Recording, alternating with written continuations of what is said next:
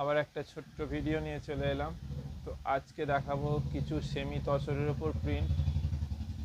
Semi তসরের ওপর অসাধারণ অসাধারণ প্রিন্ট এসছে, ডিজিটাল প্রিন্ট একটা মিনিমাম রেঞ্জে, এবং সবচেয়ে হচ্ছে সব শাড়ি। দেখুন, এই প্রথম হচ্ছে আঁচল।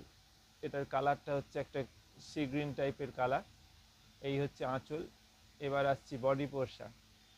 দুদিকে কিন্তু সুন্দর জড়ি পার আছে। এই হচ্ছে বডি।